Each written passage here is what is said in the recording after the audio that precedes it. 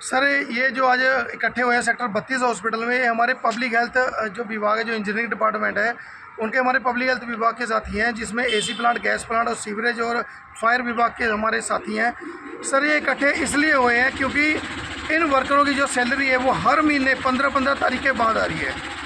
ये इस महीने नहीं, ये पिछले कई महीनों से लगातार ऐसा ही हो रहा है, जिसके लिए हम लगातार जो हमारे अधिकारी हैं, जैसे जेई साहब हैं, हमारे एसडीओ साहब हैं, एक्शन साहब हैं, उनसे लगातार हम पिछले कई महीनों से इस जो प्रॉब्लम है इसको लेके बातचीत कर रहे हैं, लेकिन इसका हल अभी तक कोई नहीं निकला।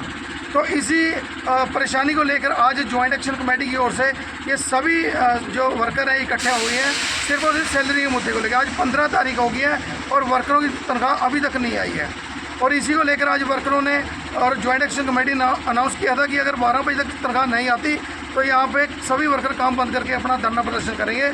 लेकिन अभी हमारे जो एसडीओ साहब हैं भरद्वाज जी, वो मौके पे आए हैं। धरना वर्करों ने शुरू कर दिया था, लेकिन वो मौके पे आए हैं। उन्होंने आश्वासन दिया कि जो भी आपकी तनख्वाह पेंडिंग है वो शाम तक आपके खाते में आ जाएगी। उन्होंने बोला कि जो भी ठेकेदार है उनसे बातचीत होगी है, और जो आने वाला समय है उसमें ये दिक्कत आपको नहीं रहेगी। तो एसडीओ साहब खुद यहाँ पे आज धरना स्थल पे आए हैं, भरद्वाज जी, उन्होंने आश्वासन दिया, और उन्हीं के आश्वासन पे ये वर्कर सभी अपना धरना प्रदर्शन ख़त्म करके, समाप्त करके अपने काम पे वापस लौट रहे हैं। लेकिन जॉइंट एक्शन कमेटी ये चेतावनी देती है इन अधिकारियों को भी, खासकर हमारे जो जेई साहब है गुरविंदर जी, जेई साहब ने यहाँ पे उनसे हम छोटी मोटी बात के लिए भी जब बात करने जाते हैं तो जेई साहब का क्या होता है कि आप एसडीओ से बात करो, एक्शन से बात करो। लेकिन जो काम जेई साहब का है वो एसडीओ एक्शन साहब पे डाल रहे हैं, तो फिर जेई साहब का क्या फ़ायदा हमारे यहाँ पे। ये जेई साहब अगर चाहे तो ये माहौल यहाँ ख़राब ना हो, लेकिन जेई साहब गुरविंदर जी शायद ये चाहते हैं कि माहौल यहाँ पे ख़राब हो। हर महीने जब भी जेई साहब से बात करने जाएँ, कोई भी वर्कर को ऐसा जवाब नहीं देते कि वर्कर उस जवाब से बल्कि कुछ ये माने कि हाँ जी हमारी सैलरी टाइम से आ जाएगी, उनको उल्टा पुल्टा जवाब देना ताकि वर्कर बढ़ के जाए। लेकिन इसका भी अभी सोमवार को एसडीओ साहब ने बोला कि हमारी एक मीटिंग होगी जिसमें हमारे पदाधिकारी भी बुलाए गए हैं, और उस मीटिंग में इसका जो ये प्रॉब्लम है इसका हल निकाला जाएगा।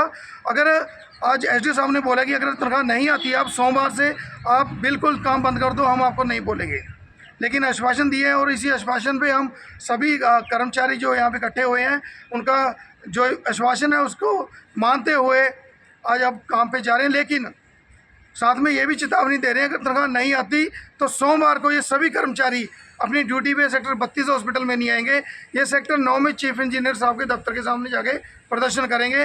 ये कंफर्म है कि सोमवार को ये साथी सुबह 9 बजे सेक्टर 9 चीफ इंजीनियर साहब के दफ्तर पहुँच जाएंगे। बाकी हमें उम्मीद है कि ऐसा इन कर्मचारियों को ना करना पड़े, क्योंकि ये कर्मचारी हैं, घर से यहाँ काम करने आते हैं, अपनी दिहाड़ी लगाने आते हैं। ये धरना प्रदर्शन हमारी मजबूरी है, हमें मजबूर किया जा रहा है, और इसमें जो सबसे बड़ा रोल अदा कर रहे हैं वो हमारे जेईओ साहब कर रहे हैं। अगर ठेकेदार यहाँ पे आए हैं, ठेकेदारों की क्या औकात, क्या हिम्मत है कि वो वर्कर की सैलरी लेट कर दें जब उनके टाइम से बिल पास हो रहे हैं। एसडीओ साहब हमें खुद बोल के गए हैं कि हमारे यहाँ पे 24 घंटे के अंदर अंदर बिल पास हो रहे हैं, तो फिर ठेकेदार 15-15 तारीख को तनख्वाह क्यों दे रहे हैं? क्यों नहीं जेई साहब उनको बोलते? जब जेई साहब वर्करों को काम के लिए बोलते हैं तो जो वर्कर का वेलफेयर है उसके लिए कौन बोलेगा? तो आज का जो ये प्रदर्शन था ये इसीलिए हमने किया था कि जो हमारी मेन जो मांग है वो सैलरी की है कि समय से आए, क्योंकि हमारे जो लेबर कमिश्नर साहब हैं उनके आदेश है कि 7 तारीख तक जो आउटसोर्स वर्कर है उनकी सैलरी दी जाएगी। लेकिन हम फिर भी कहते हैं कि 7 को नहीं, आप 10 तारीख तक दे दो। अगर 10 से भी आप 15 करोगे तो फिर वर्कर कर्मचारी ये सहन नहीं करेगा, इसीलिए हमारा ये प्रदर्शन है।